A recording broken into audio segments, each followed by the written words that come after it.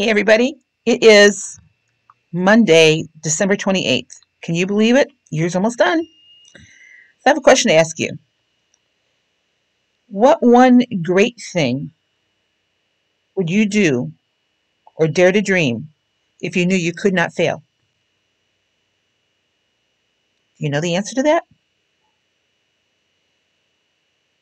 The only limit is how badly you want it, how hard and how long you want to work for it. So we're going to talk about setting goals for 2021 today. And a lot of the material that I'm giving you today is not mine. It's from an author by the name of Brian Tracy, who has written a fabulous book on setting goals, mostly business-related goals, but the things that you can apply to your personal life too. So in goal setting, what Brian Tracy suggests is that you make a list of 10 goals that you want to accomplish over the next 12 months. Now, I have to tell you that I haven't done this yet. I've written some down, but not 10. He also says that you should write it in present tense instead of, since this is a weight loss channel, instead of I will lose 20 pounds.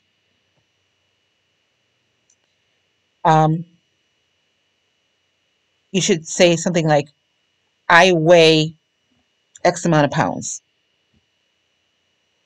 and set a time limit. So I weigh X amount of time, X amount of pounds in March 31st, something like that. So in order to, or another thing, I wear a size 8. Now, I don't really wear a size 8 right now. That's my goal. That is a true goal of mine, that I will wear a size 8 at my son's wedding in December next year. So that actually is the only goal I have written right now. Right now I'm 12, 14, more closer to a 14 since I gained weight during pandemic. But that is a true goal of mine, to wear a size 8 at my son's wedding. Now, I don't know why I chose size 8. It took me a year to get down to that size 10 that I was in. But at the time that I set that goal, I was wearing a size 22. I know I can get into a size 8. And that's the other thing about goals, is they need to be realistic. And I'm giving myself plenty of time. So actually, I need to move that goal up a little bit because I have to order the dress. I'll figure all that out though. But so the first thing you do is set your goals in present tense. And the second one is to identify your major definite purpose. And I keep glancing over at my notes here. So, and this is the big part of it, your major definite purpose. And he describes this, again, I'm using this from a website called sourcesofinsight.com, and the author is Brian Tracy. The major definite purpose is the one goal that is the most important to you at the moment. The one goal that will help you achieve more of your other goals than anything else you can accomplish.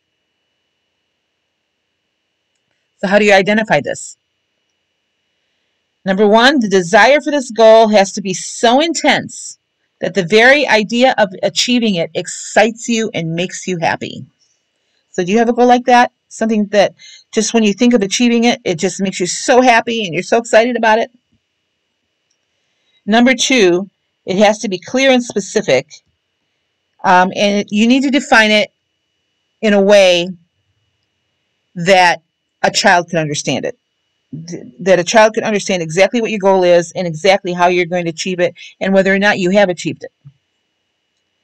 And number three, and you all know this one, it has to be measurable and quantifiable. Rather than saying like, I want to lose weight, it should be, I will lose X amount of pounds by X date. So that is how you write your goals. Number four, it has to be a believable goal and achievable goal. So if you don't believe it, nobody else is going to believe it either. And if you don't believe you can achieve it, no one else is going to believe that either, and you won't. You have to believe you can achieve it.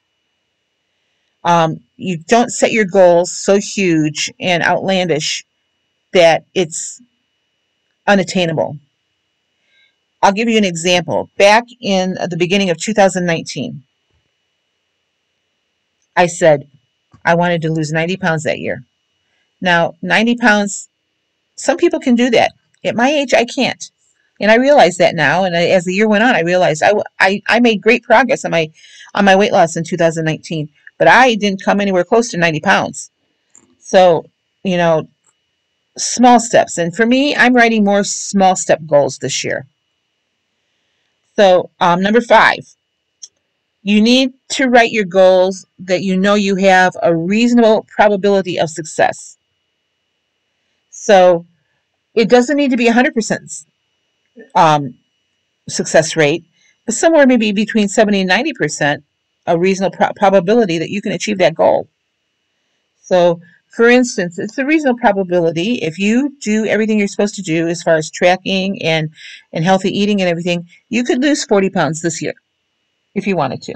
Most people could. Number 6, your goal has to be in harmony with all of your other goals and also has to line up with your values.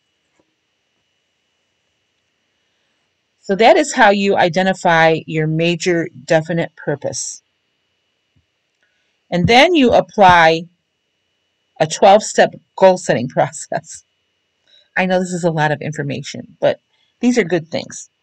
And again, if you want to check these out, you can go to sourcesofinsight.com or get the book by Brian Tracy on setting goals, which I have been reading, and it's really kind of excited me about setting my goals. Okay, so number 1 in your goal setting process is you need to have a desire. Number 2, you believe your goal is achievable.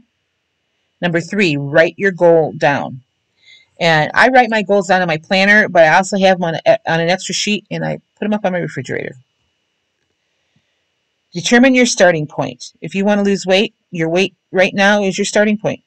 The moment you determine it, you know.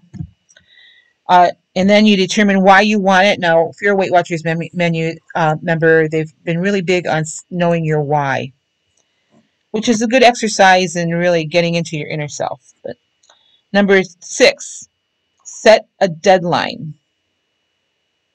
Now, your deadline doesn't need to be your ultimate goal. If your ultimate goal, say is to weigh 125 pounds, and you're not going to get it this year. I don't want to weigh that, by the way, but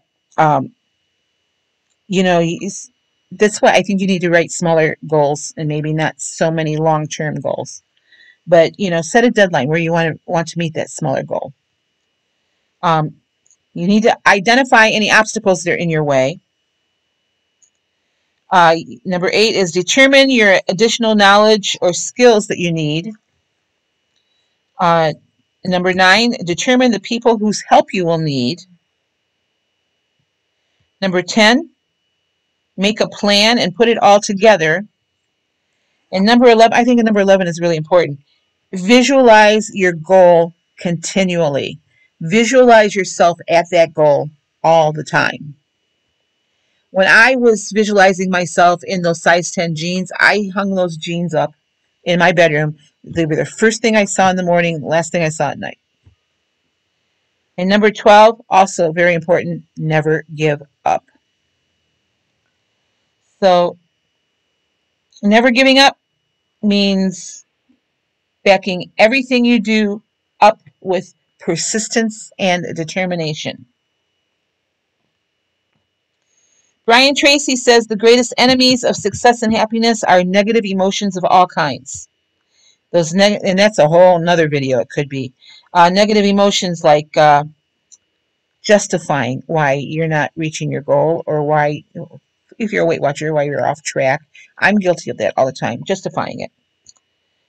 You rationalize your excuses, rationalization and excuses. So I have a whole bag full of excuses. Hypersensitivity about how others treat you. I don't so much have that. Blaming others for why you don't do what you're supposed to do. Um, so the antidote is just taking responsibility for your own actions. Stop blaming others and control your emotions. Easier said than done. I know. It's a work in progress. Anyway, these tips are how I'm going to start formalize formulating my goals for 2021. I already told you one of them. I intend to wear a size 8 dress at my son's wedding. Right now, his tentative date is December 16th, and I have 49 weeks to wear a size 8. So I'm going to keep that forward. I printed out a picture of the dress I want to wear.